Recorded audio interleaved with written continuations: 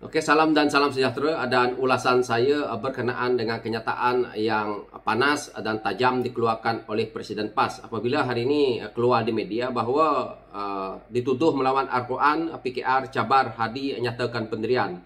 Dan apa yang saya lihat di sini, pimpinan saya iaitu PKR membidas kenyataan Presiden PAS Abdul Hadi Awang yang melabelkan parti kepimpinan Perdana Menteri iaitu Datuk Seri Anwar Ibrahim itu sebagai melawan Al-Quran dan mempertahankan warisan penjajah. Dan di sini juga saya lihat kenyataan daripada parti saya bahawa Abdul Hadi gagal menyatakan tersebut secara jelas, sebaliknya berhelah apabila menghasilkan hantaran yang tidak sepadan di antara tajuk dan kandungan. Dan apa yang kita lihat di sini juga, Abdul Hadi seolah-olah dilihat meludah ke langit apabila mendakwa PKR mengekalkan warisan penjajah yang mana dipercayai merujuk kepada perlembagaan negara. Dan apa yang PKR ulas berkenaan dengan isu ini iaitu agak melucukan kerana Presiden PAS menuduh PKR mempertahankan perlembagaan persekutuan yang bertentangan dengan Islam, sedangkan perkara yang serupa dilakukan oleh Presiden PAS ini apabila bersama dengan sekutunya dalam membentuk kerajaan Perikatan Nasional yang lalu. Dan di sini juga beliau dah lupa bahawa beliau ketika sidang pertama bagi parlimen itu, beliau telah pun membaca ikrar dan mempertahankan perlembagaan persekutuan pada setiap masa dan ketikanya. Maka itu sebabnya PKR mengatakan bahawa ini dianggap meludah ke muka sendiri. Jadi saya melihat daripada kenyataan media yang apabila Presiden PAS cuba untuk membuat andaian ataupun cuba untuk mengaitkan PKR melawan Al-Quran, pada saya rakyat boleh lihat kepimpinan Datuk Seri Anwar Ibrahim dalam isu ini berkenaan dengan isu agama. Jadi apabila saya lihat Datuk Seri Anwar Ibrahim mempertahankan isu ini berpandukan perlembagaan kita kerana beliau sendiri sebagai seorang yang beragama Islam, dan saya lihat beliau walaupun tidak dipanggil sebagai tuan guru, tetapi lebih baik Datuk Seri Anwar Ibrahim itu daripada Presiden PAS ini. Dan kita lihat ketokohan Datuk Seri Anwar Ibrahim lebih jauh berbanding dengan Presiden PAS, yang mana Presiden PAS ini pada saya agak nyanyuk, dan sepatutnya PAS harus mengganti presiden yang pada saya tidak memberi manfaat kepada rakyat Malaysia ini. Itu yang saya boleh lihat daripada sisi apabila cuba menuduh PKR dengan kata melawan Al-Quran dan juga mempertahankan warisan penjajah. Ini yang diulas tadi, iaitu mempertahankan warisan penjajah ini. Kita tahu perlembagaan kita yang ada hari ini pun sama dipakai oleh mana-mana kepimpinan parti yang membentuk kerajaan, termasuklah Perikatan Nasional itu sendiri, yang mana tidak mengubah sedikit pun. Perikatan Nasional ingin memerintah negara ini dengan hujah-hujah bermain dengan sentimen kaum dan agama, tetapi mereka memerlukan sokongan daripada semua rakyat Malaysia. Inilah kebangangan yang nyata dikeluarkan oleh Presiden PAS. Sebab tu PAS tidak diterima di Sarawak ataupun mungkin di Sabah, dan akhirnya Presiden PAS bermain dengan sentimen itu untuk mendapat sokongan daripada orang-orang Melayu yang ada di semenanjung Malaysia. So apa yang berlaku pula, beliau melakukan kenyataan ini adalah demi untuk beliau mengekalkan kuasa PAS itu di negeri pimpinan mereka yang ada hari ini, serta beliau nak cuba untuk mengambil negeri-negeri pimpinan yang ada dalam kerajaan hari ini, iaitu Perikatan Nasional, Pakatan Harapan dan juga Barisan Nasional, iaitu PH dan PN.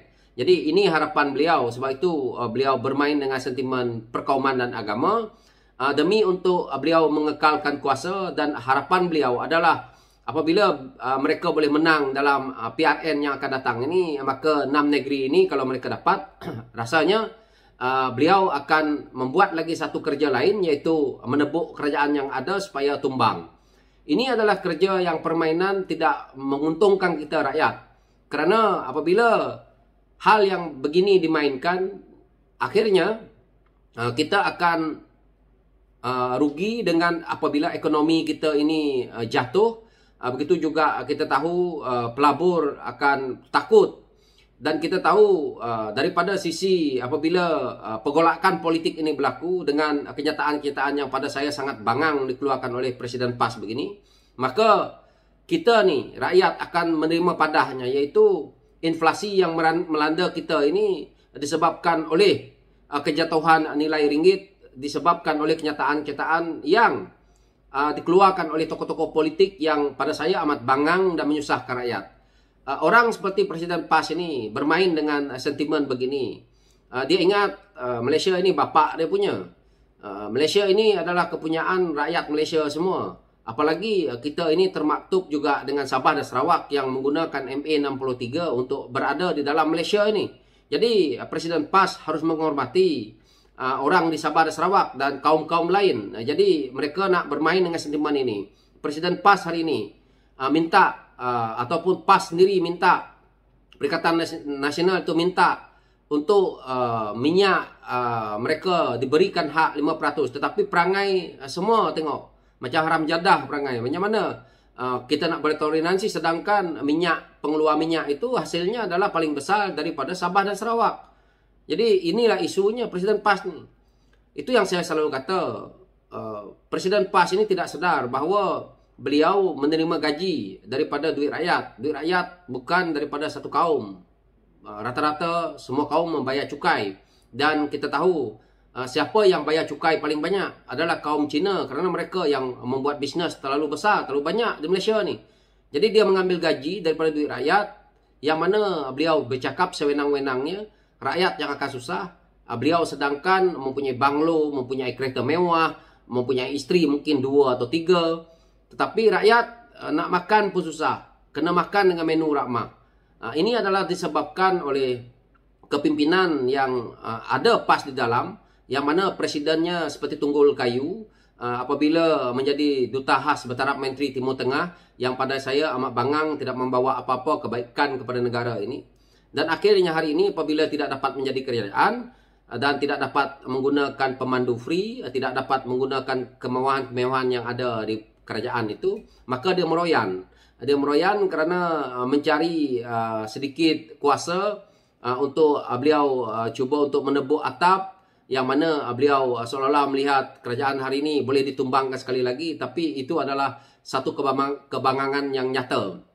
Kerana kerajaan Pakatan Harapan yang lalu boleh jatuh adalah disebabkan peletakan tun. Kali ini tidak ada peletakan jawatan. Dan kita tahu bahawa kerajaan yang ada hari ini, kita dah pun ada 2 timbalan Perdana Menteri. Dan saya tidak mungkin memikirkan bahawa 2 timbalan Perdana Menteri ini nak meletak jawatan. Yang pertama, kita tahu satu parti yang besar juga, iaitu UMNO Barisan Nasional, yang ada 30 kursi. Tidak mungkin akan letak jawatan. Yang kedua, GPS. Begitu juga. GPS kita bagi ruang menjadi timbalan Perdana Menteri. Ini adalah yang pertama kali dalam sejarah Malaysia daripada merdeka sampai hari ini. Jadi sebelum-sebelum ini, kenapa pemimpin-pemimpin Perikatan Nasional tidak berjiwa besar dalam isu Sabah dan Sarawak? Memberi hak mereka sedikit. Bukan susah pun nak bagi timbalan Perdana Menteri kepada Sabah dan Sarawak. Hari ini, PH dan juga BN bersama dengan GPS serta warisan serta APCO dan yang lain-lain ataupun muda berada dalam kerajaan, mereka boleh pun memberi timbalan Perdana Menteri itu kepada Sabah dan Sarawak. Ini adalah terbaik dan kita lihat hak-hak yang ada di Sabah Sarawak sekurang-kurangnya dapat dikembalikan sedikit. Tapi apa yang dimainkan oleh Presiden PAS ini adalah untuk kepentingan beliau sendiri.